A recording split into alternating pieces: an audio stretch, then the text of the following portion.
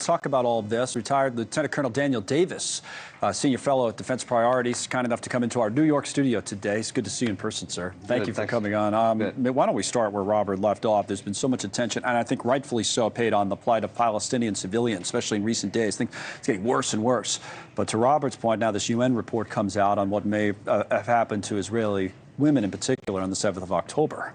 Yeah, well, I mean, this is war, and all kinds of horrible things happen. I have no doubts. I've never had any doubt that some of that happened. I mean, it's not like that they're going to be taking care of people on the other side that they're going after a war. Right. But I think they both stand on their own merits and value. I mean, what happened to the Israeli people is 100% bad, and there's no caveats. And what's happening to the Palestinian people is 100% bad, and there's no caveats. Yeah, you don't have to say yes, but on all of this. And sometimes there's a little bit too much of that. This meeting to me is very interesting today between the vice president, who, again, I said this earlier in the show, it seems like a little bit of a higher profile for what it's worth. I'm not sure, from Vice President Harris this week. She spoke out forcefully over the weekend for a ceasefire, meeting with Benny Gantz, who's a rival, as you know, of Benjamin Netanyahu today at the White House. So I want to play a clip of the vice president from earlier today and before that meeting, talking about the possibility of a hostage deal. Then we can come back and talk about the meeting. Here's Vice President Harris.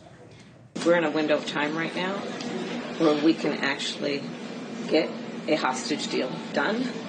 We all want this conflict to end as soon as possible, and how it does matters. So is there a window of time, and can she be a part of that? Is today's meeting important with Benny Gantz, do you think? Well, it certainly seems that way, and her comments over the weekend are the most forceful comments to date by any administration official, and I don't think that that's, off chance. I don't think that that's just something that happened. It was definitely a plan, and I think that there's been so much pressure building up on the administration across the board in the United States, among their party, and internationally among the Western nations, I think, that because it's just gone too long with too many words but not enough action.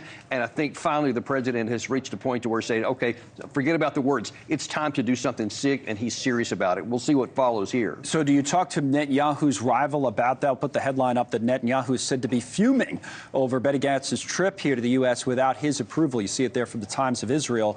The military strategy that you're certainly an expert on from Netanyahu has been just eliminate Hamas completely.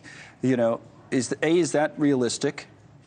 B, can the U.S. maybe push the Israelis for real now to change course a little bit? Yeah, on the first point there, I do think it's a bit eye-brow opening that even the White House admitted they did not coordinate this with Netanyahu. Yeah. And I don't know why you would want to do that. If you're going to be firm, talk to him first behind the scenes and then come out, because this just sets up all kinds of additional problems. Second part, on the military part, no way.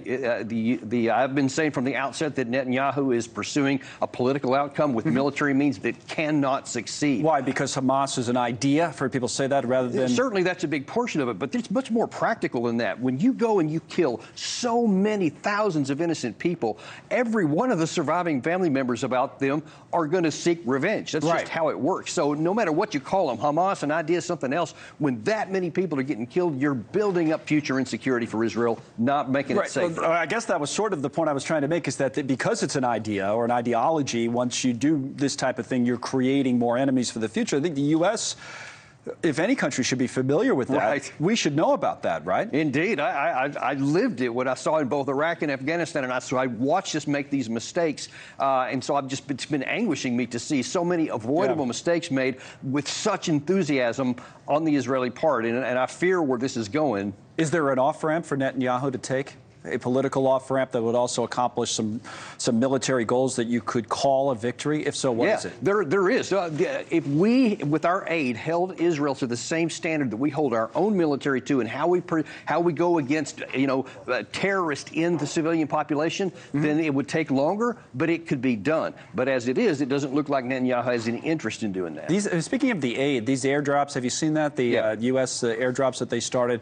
The criticism from a number of groups has been, this just is not enough. What do you say? Yeah, I mean, it's literally enough for a few people. I mean, you're talking about 2.1 million people are in desperate need, as you saw when they swarmed those trucks last weekend when they had the big problem with the people being killed. That shows you how desperate they are. 38,000 meals is a drop in the bucket and not near enough. Right. And it doesn't hold us over for that long before something else has got to give here.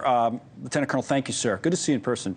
Thanks so much for watching. Just go to joinnn.com to find News Nation on your television provider. And don't forget to click the red subscribe button below to get more of News Nation's fact-driven, unbiased coverage.